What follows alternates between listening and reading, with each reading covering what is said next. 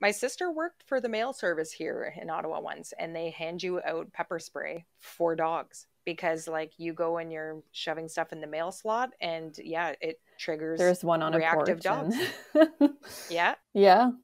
yeah, on a porch too. You come onto the property. Maybe they're trained to guard the property. Maybe dogs naturally guard the property, and it's not recognized by the owners, and they never did anything about it. And now you have a dog that's mauling somebody. Ugh. Not good. Awkward Awkward. and expensive. Ouchies. Yowzers.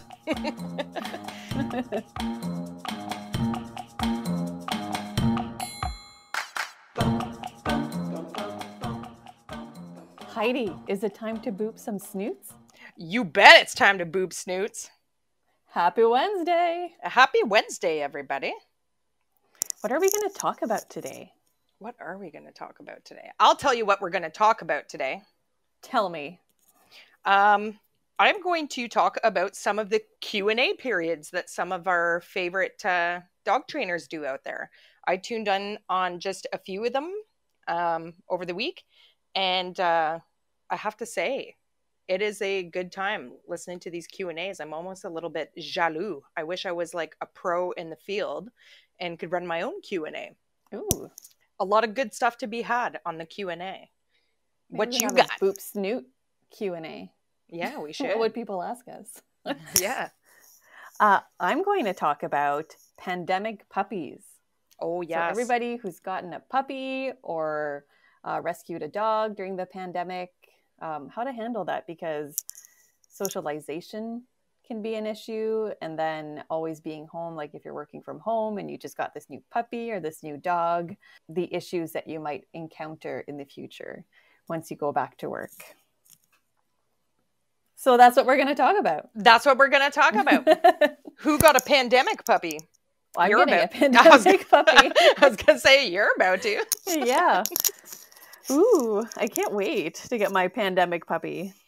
I'm very excited about getting my pandemic puppy. Your papa. I can't remember if we told that story or not. I think we did, where when I used to get really excited about when I was getting Gibbs, and I used to yell, Popeye, Popeye, Popeye, Popeye, Popeye.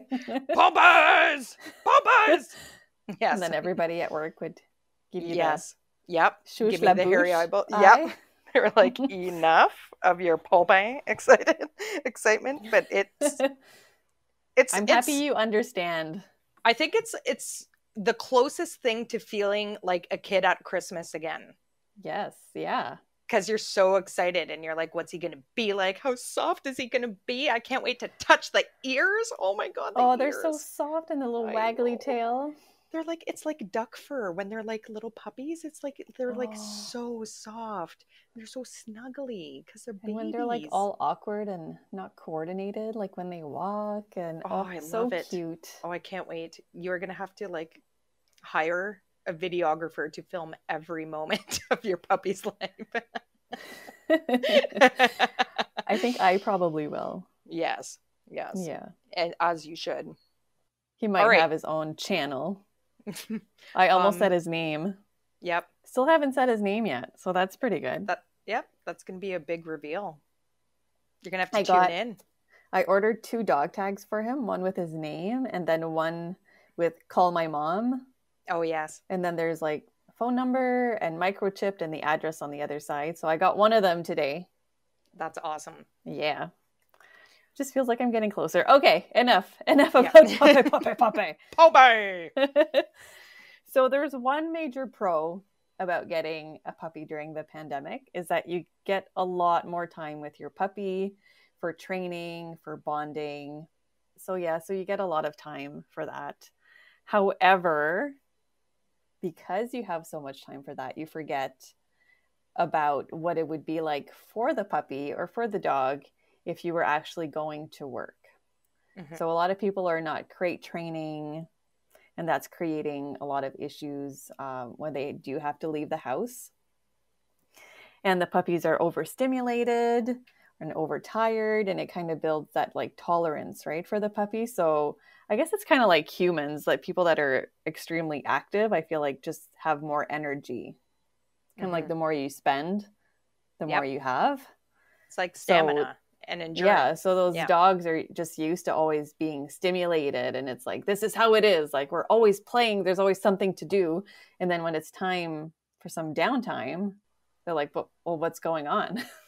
Well, and that's the thing, Play right? with me. So And then they, paw at exactly. you. And I would say that they're very routine based animals. So you get into a routine, and you need to think about how your routine may be changing in the future and prepare for that now while they are a bomb bang.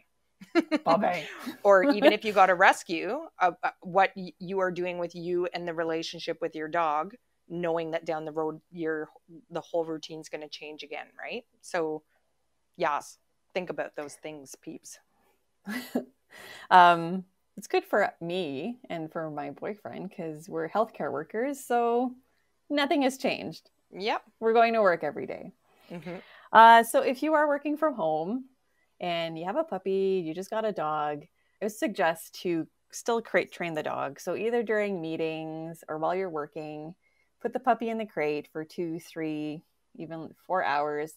Let him out for lunch breaks. It's like a puppy break from work. So that's probably the best kind of break. And you want to teach your puppy what to do when you're doing normal human stuff. So if you're not going to put your dog in a crate while you're on your Zoom meeting, we'll teach him what he's supposed to be doing while you're sitting at the computer. Yeah. Yeah. And I think socialization, I guess, like for me also, I've been thinking, how am I going to socialize my puppy once I get him? So that when life goes back to normal, he's a normal dog. Like, he's not afraid. Like, he plays well with other dogs and not afraid of humans, and he's super approachable. It is a little bit of a worry, but there's a lot of stuff that you can do at home to socialize your dog. So socializing is not necessarily like with other dogs and with people, but it's also exposing your dog to different situations, environment, different sounds. So you can still pretty much like go to the local park while it's empty. Not dog park, but like local park with structures for kids, and make him go on the structures so he can, feel different terrains and different like textures on his little paws. You can sit outside with your dog in your yard and watch people go by, watch cars go by. I know, like, I have a couple of schools close, so there's school buses that go by whenever kids go back to school. Can you hear the bells ringing? Do the bells still ring for like recess and stuff like that? Oh, I don't know. Do you ever hear it from your house? Oh yeah. Oh yeah, that's true, eh? When I get a day off, I'll have a listen. And you can, like, grocery stores are still open, so you can go like just stand in the parking lot of a grocery store. And this is the best time because you're socially distancing, right? So nobody's going to approach you. Like, not a million people are going to approach you like, oh, can I pet your puppy? He's so cute. They might. It's always hard to say no, right? I was going to say, and don't underestimate the powers of a cute puppy, because even in a pandemic, I bet you're going to get some takers on a cute little Goldie And even when you say no, they're still going to go for it. Yep. It's going to be that cute. Yeah. And you can make sounds at home. So vacuum, you can move furniture around, you can play soundtracks of like lightning and fireworks and trains, and you can take them in the car, take them for a drive. Yeah, take them for a car. If you have like stuff in your garage, like skateboards, lawnmower, like just make it roll around for them to get used to it. And even in like your living room, you can make like your puppy walk on top of like a cookie sheet or a tarp, blanket, pillow, just so that he can feel like different like textures on his feet. What else? And you can test your dog's like baseline reactivity. So put something random like in the middle of a room and see how your dog reacts to it. Like put a garbage can. Yeah. See if he's like freaked out, or if he goes and sniffs, or he's just like Wiggum would have been like, meh. Whatever. And even like the socialization is not only just exposing them to it, but if you've started some of your training, see if they can respond to your commands that you're working with them with those distractions around as well. Yeah. You know what I mean?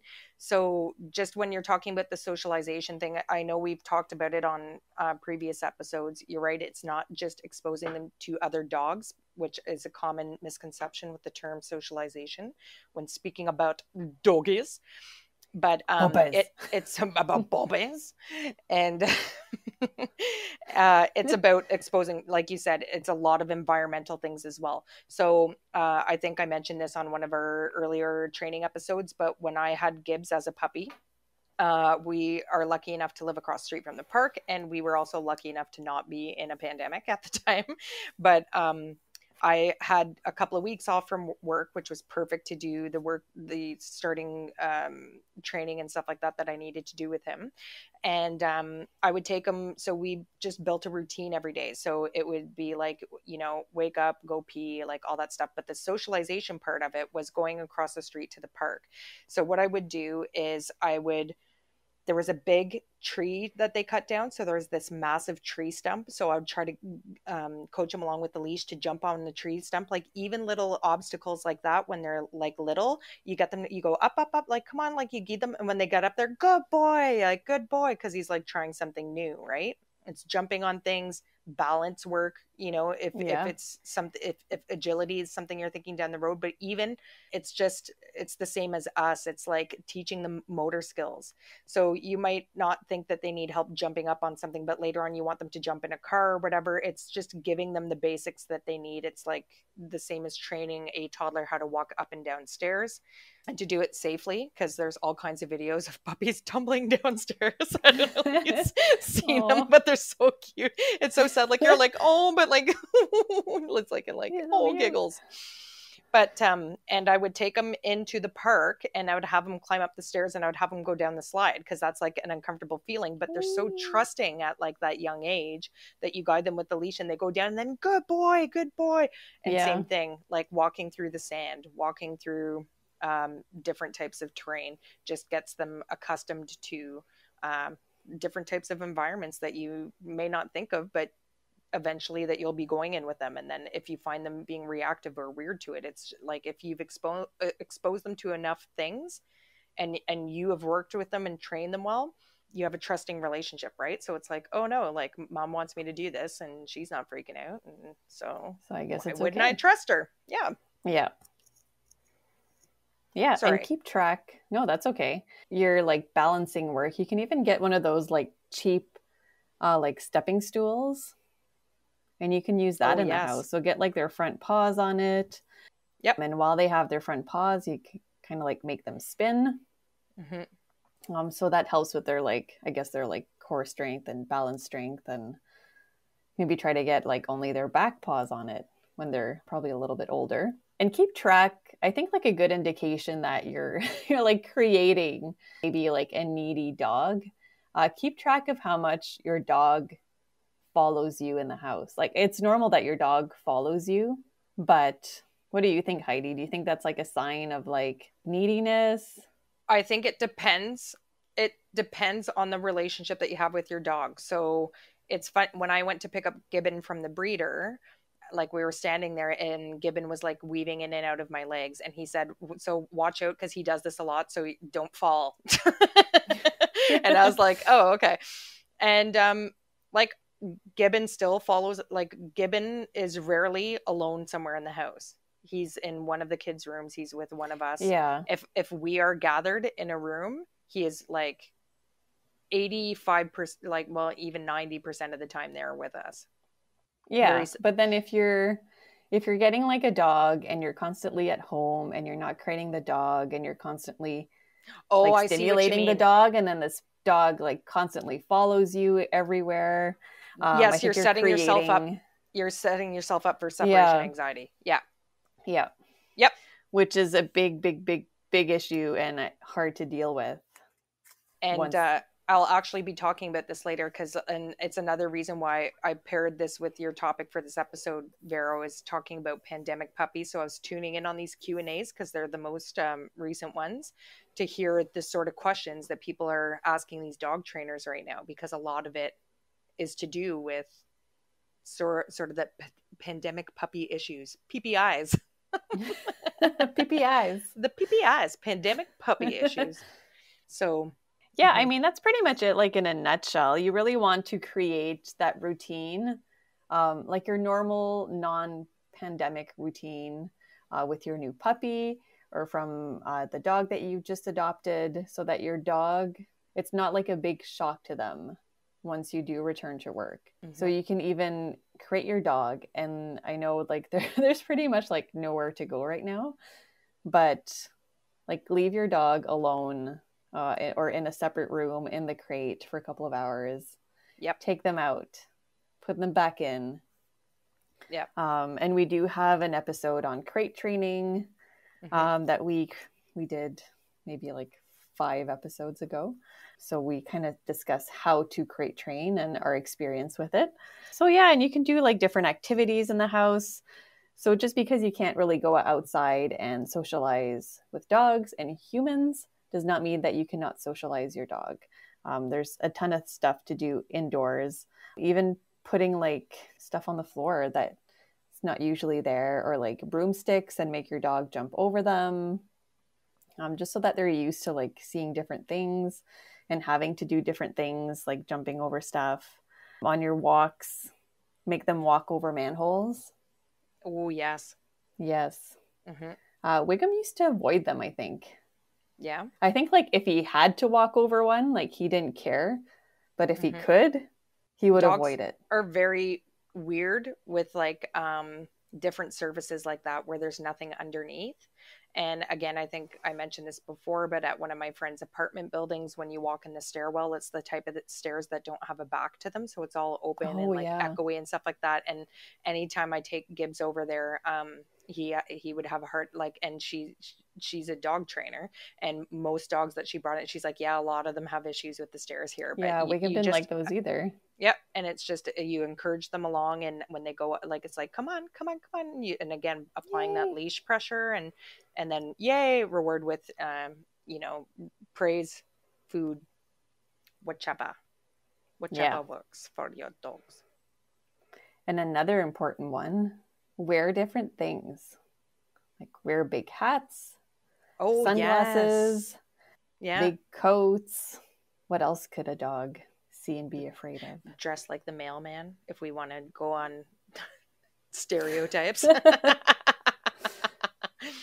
Dress like the mailman. My sister worked for the mail service here in Ottawa once, and they hand you out pepper spray for dogs because, like, you go and you're shoving stuff in the mail slot, and yeah, it triggers. There's one on reactive a porch. dogs. Yeah. Yeah. Yeah, on a porch too. You come onto the property. Maybe they're trained to guard the property. Maybe dogs naturally guard the property, and it's not recognized by the owners, and they never did anything about it. And now you have a dog that's mauling somebody. Ugh. Awkward and expensive. Ouchies. Yowzers. Then you need surgery, and we're backlogged on surgery right now because of COVID. It's like an endless spiral into negativity. So know your dog, people. Yeah, don't bite the mailman or the nice Amazon delivery person. yes, that's probably Amazon, like, over. Well, I guess he's kind of like in the same sort of wheelhouse as a mailman, but yes, dress like the Amazon delivery guy. And that's pretty much it, unless you have some suggestions. Yeah, the only thing I would speak to in all the things that you mentioned, like, yes, you can get creative around your house, but let's say you're wanting to teach your dog how to jump on different surfaces and stuff like that. Obviously, like, if you don't want them on your couch, don't use your couch for training, because now you're going to be sending your dog a mixed message. It's like, okay, wait a minute, like 1 second I'm allowed on the couch and the next I'm not. Like, so if you're gonna take an item, like go out and buy a cheap IKEA table or whatever if you want them to try jumping up on it, or use a step ladder like Vero mentioned, but like when like not one that you use often for things, or don't leave it by dangerous areas, obviously, because if he's like walking around after the fact, he's like, oh yeah, I'm supposed to jump on this, and then like in a place where he's not supposed to. So just again, be conscious of what you're using, where you're using, and do you actually want your dog doing that, because they're dogs and they're going to associate certain things with other things and that you might not be aware of. To be very vague there, that was like things, you know, things with your dog, you know what I'm talking about.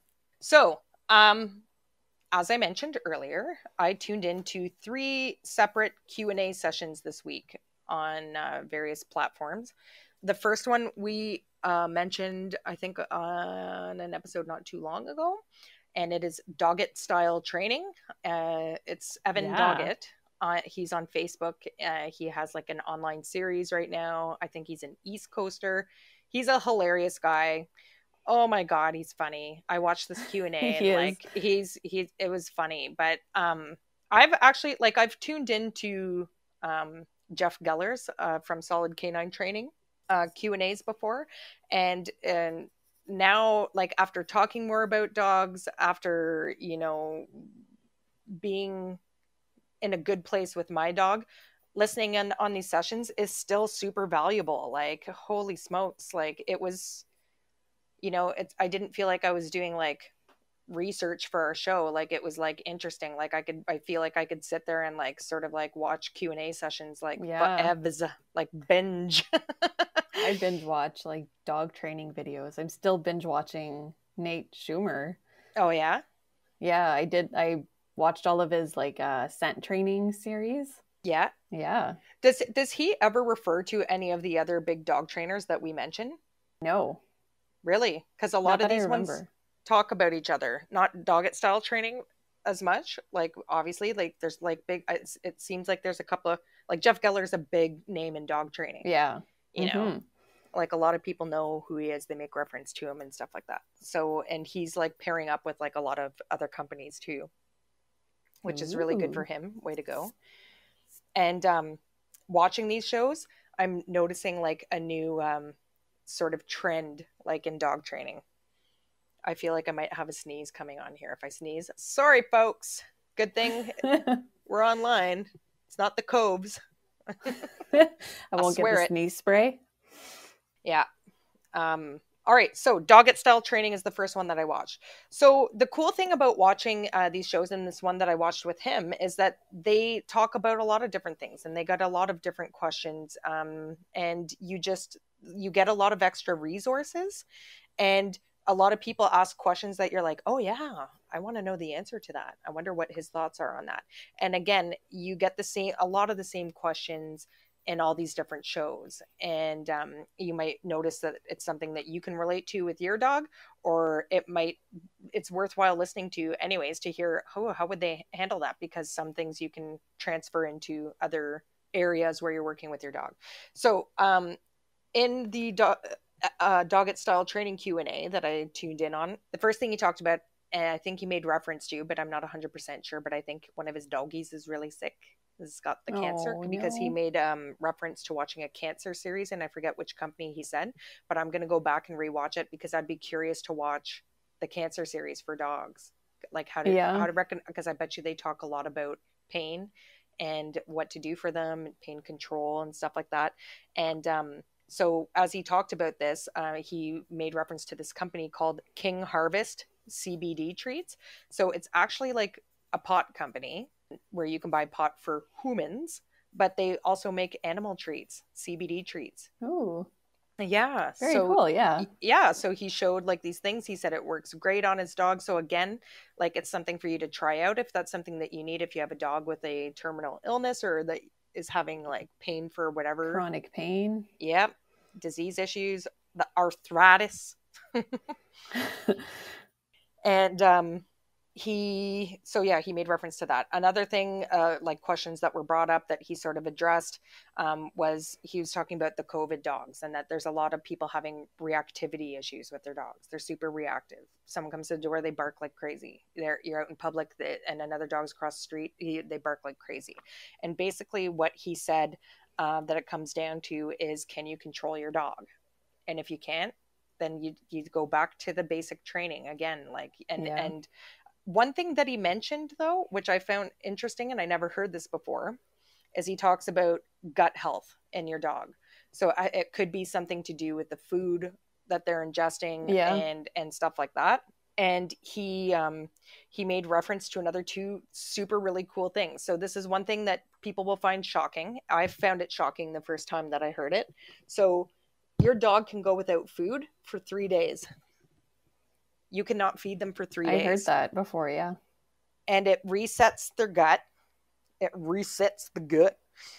And if you're doing it not even because you think they're having a health issue or something like that's bothering them, it helps you with your training. So if you're going back to hand feeding their food for the day, now they're invested. Yeah, I'll listen to anything you say. Just give me the food. You know what I mean? Yeah. So it helps with the training. So he said, leave them 1 to 2, and now you got them more interested. If you're worried it might be like a gut health thing, he made reference to this company, and man, do they have a beautiful website, and man, does it look like they have awesome products, and man, are they affordable. And it's a man, share it. They are called the Adored Beast. Oh. And yeah, you need to look up this website, man. Like, it's beautiful packaging. Like, these guys did a good job. I will definitely be looking into some of their products. I was impressed, let me tell you. So, again, you get like all these resources, like just listening in on one quick Q&A sessions. And most of these people are doing like Q&A sessions like every week, sometimes multiple times a week. Yeah. Somebody made a reference to bumper training. Do you know what bumper training is? Do you? Bumper training? Yeah. No. It's sort of... Is it when you like bump? Nope. Nope. So, boop, boop. They use it in hunting a lot, and it's sort of directional training. So you sort of have to get the drive training in. So you pick something like a bumper. So it's like, it can literally look like something the size of like a pool noodle. And let's say you tease them with it, you get them interested in it. And he gives you a little demo with his dogs in the room. He has his little like pit bully dog named Rush, and then I forget what the other one's name is, but anyways, he was like, want to work, and the dog immediately like gave him his attention, and he kind of used some random object like that he had in his office to show you what bumper training is. And so it's cool because you get a quick little demo on these different things too, and they talk about what some of these things are that you might not know about. But so you get them invested in the toy, you play with them for a little bit, and then you throw it, and then they teach to go there. But then what you start doing is like you put them in a sit stay and you put it to the side, and then when you give your release thing, so like mine is okay with my dogs, so I'd put Gibbon in a sit stay. He wants more than ever to run and get this toy, this bumper.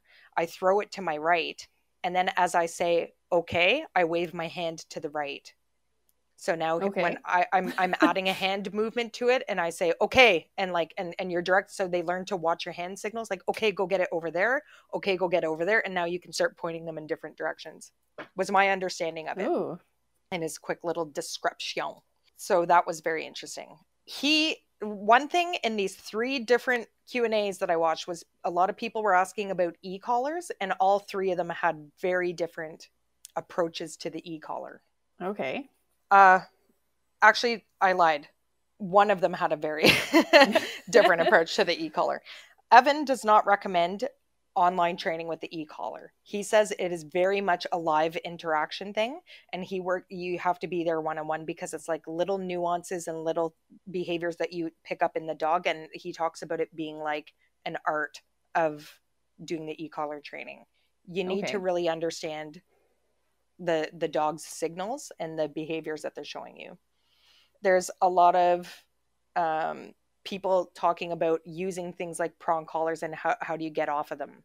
So some people think that you use a tool to get your dog to a point where they behave, so such as a prong collar, and they think that you're using it to a point where eventually, and I was one of those people. I didn't want my dogs to be pullers. I used the prong collar to train them, but if I put a flat collar on them, they're going to pull every time. I have to use the prong collar. Yeah, And I think it's very rare.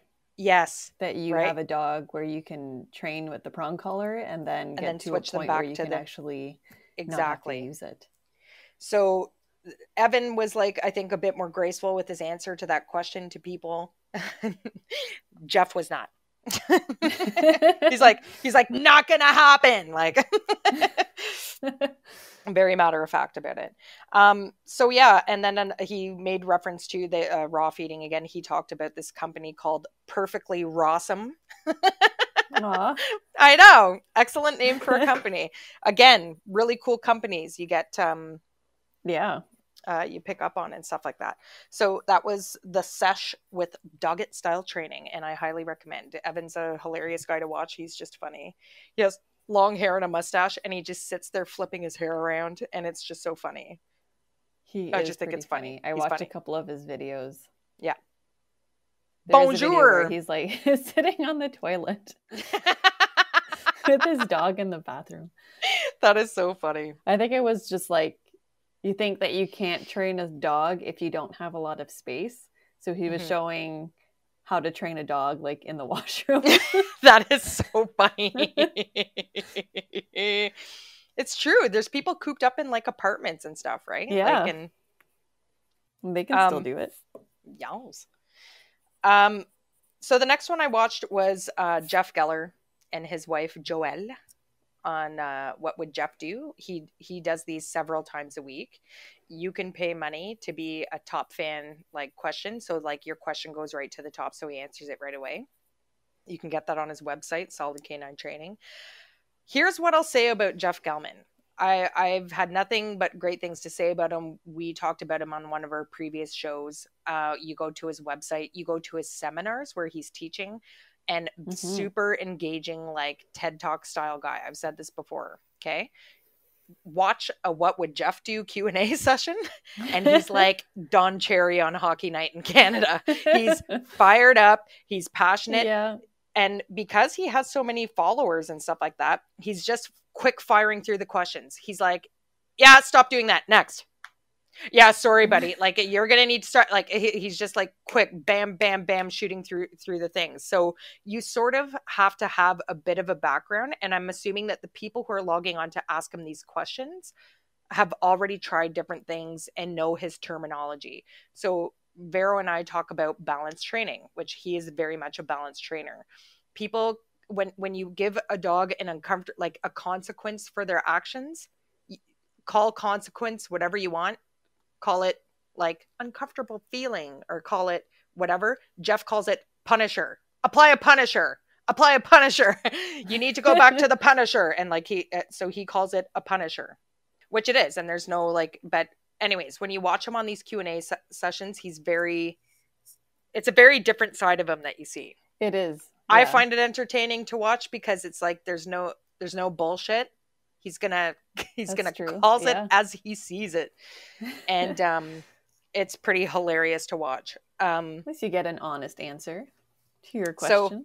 So, and then at one point in this one Q&A, like I forget why or who did it, and it's so funny because his wife knows him obviously really well. So whenever like somebody says something that she knows is going to trigger him, she's like, oh. She's like, oh. Like, it's pretty funny to watch.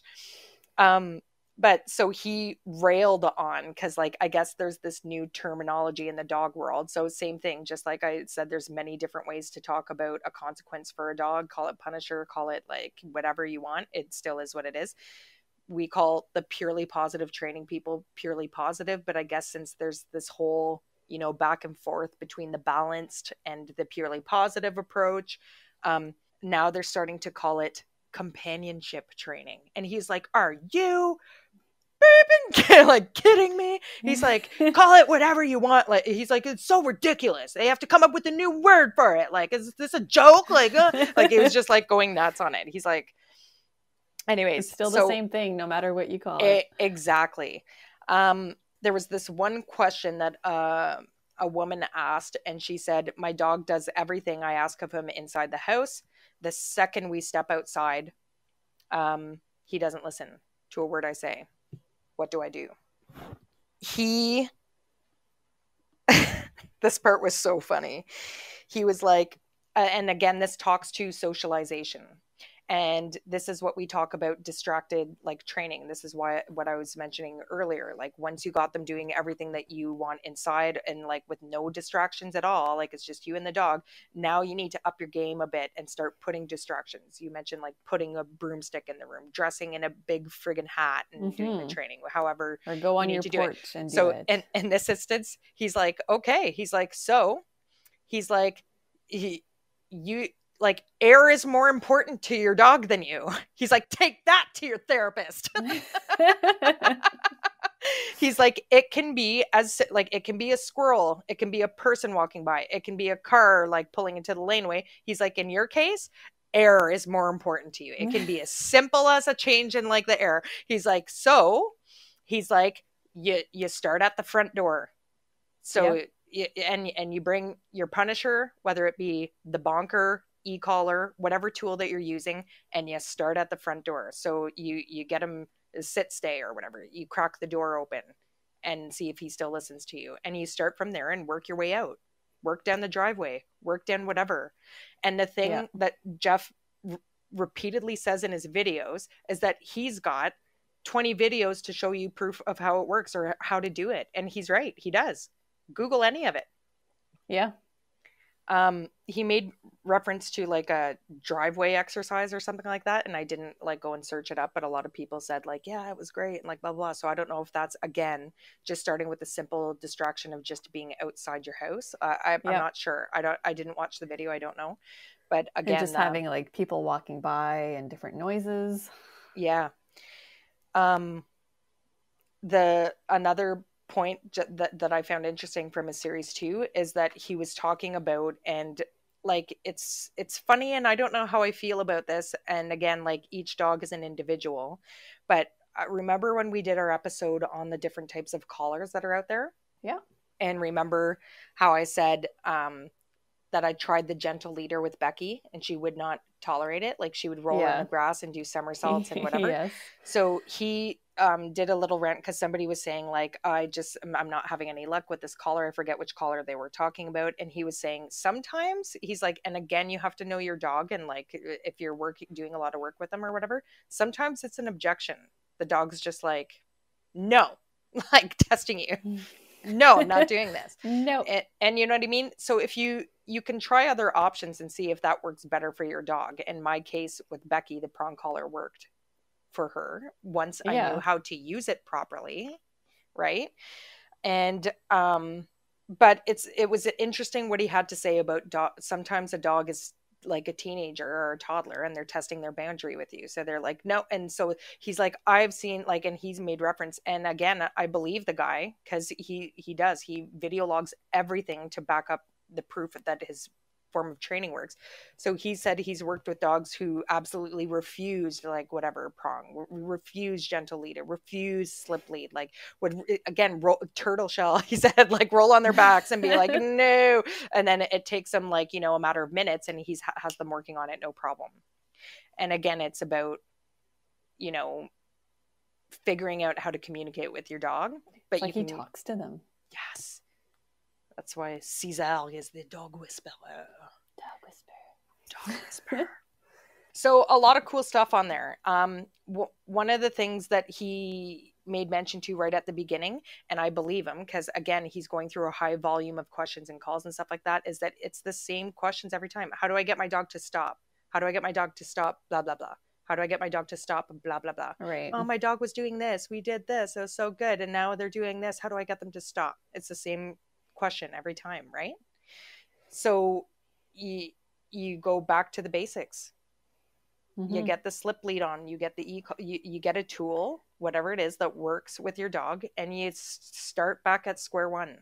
Yeah, because for whatever like reason you got off track at some point, and sometimes you derail. So again, like what I'll mention to people, and especially talking about the COVID puppy, is once you achieve all your training goals with your dog, you're not like, oh, my work's done, hands free, I've got a trained dog, yay, work's over. It's not, because there are so many variables in a dog's life, just like there is in between humans.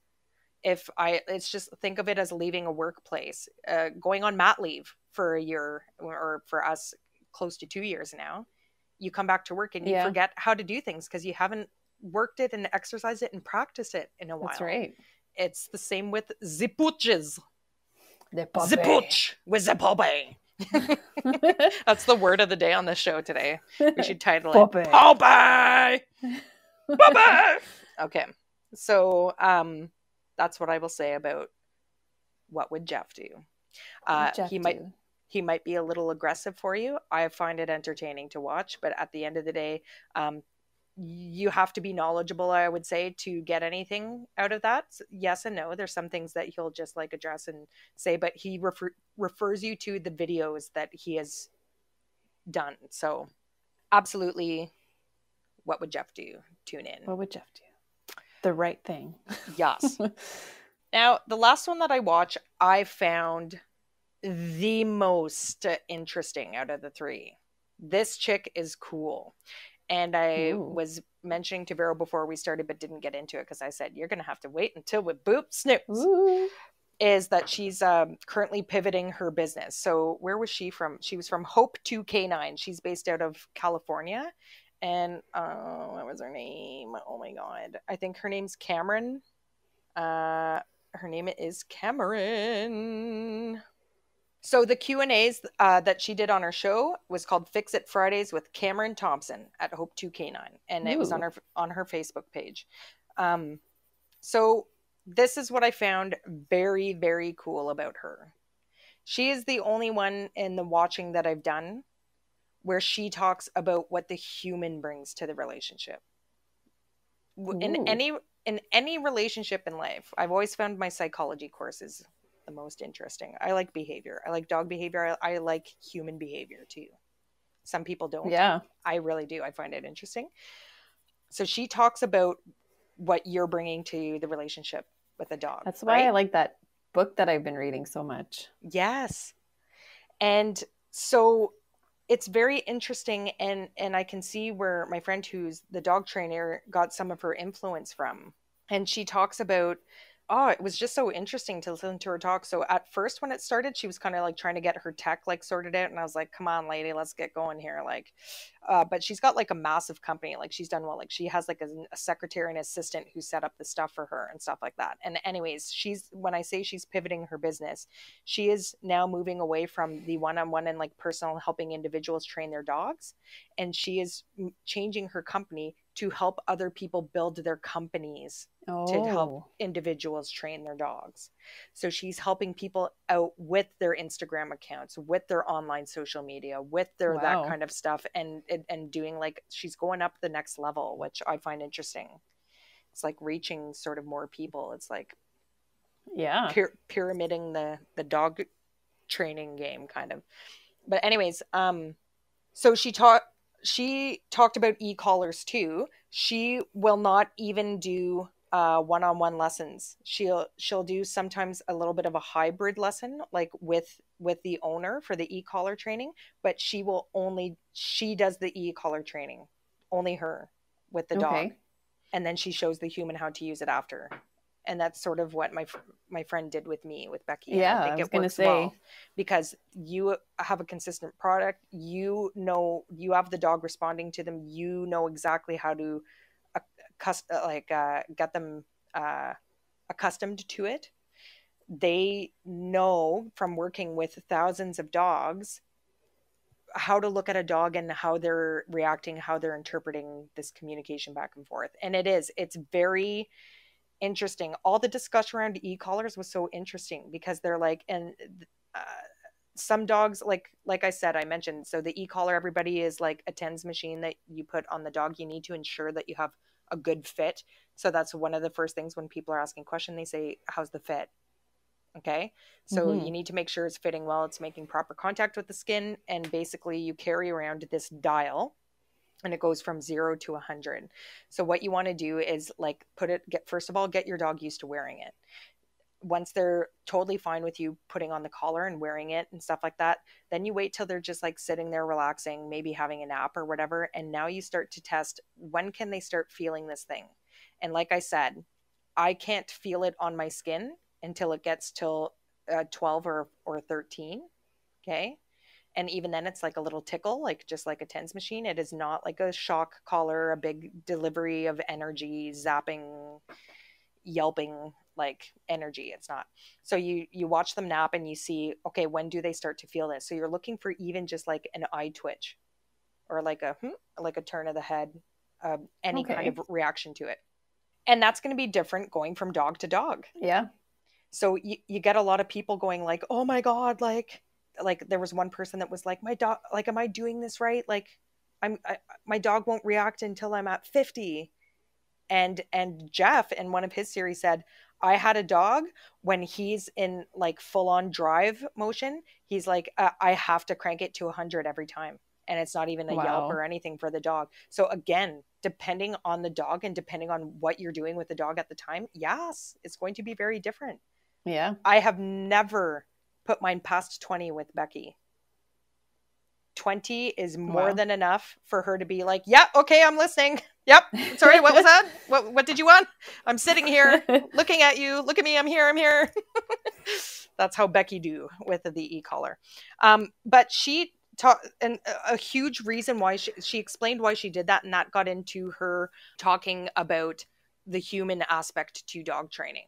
She talks about people who come to her and they say, I've tried training. I've been watching your videos and I've been trying things for 5 months and I'm still not getting my dog to do what they do. So at that point, it's time to do some self-reflection. Yeah. Okay, how are you doing? What am I doing wrong? What am I doing? And it's not even what am I doing wrong? Like even with you're bringing something to the table too, right? So like, again, like it's like you don't want your dog on the couch to jump up with you on the couch, but at the same time you want to like snuggle with, so depending on what you're trying to get out of your dog might not be on board with what the dog's doing, and so now you're putting your needs before the dog's. And she talks about that sort of dynamic. So you need to think about what you're bringing to the table. And the perfect example of this is people who cannot like leave their dogs. And you and I talk about this all the time. Like you say, wouldn't you miss your dog for like three weeks? My dad came and picked up my dogs and took them to the cottage yesterday. And I was like, oh my God, my doggies aren't here. You know what I mean? Yeah. So you think about like whose needs are, like if you're smothering your dog, like literally touching them all the time and always wanting them on your lap and forcing them to come lay with you and stuff like that, and you're noticing them being a little reactive, it could be that that's not what they want. That's not the type of dog they have, and that's not their personality type, right? That's why you got to also think about what breed you're going with. That's why I got the Weimaraner. They're called Velcro dogs. I wanted a snuggler. Yeah. What does that say about me? Maybe I'm emotionally needy. I'll throw it out there. Maybe I am. But anyway, so I found that like a very interesting approach. So, and I've never thought about that.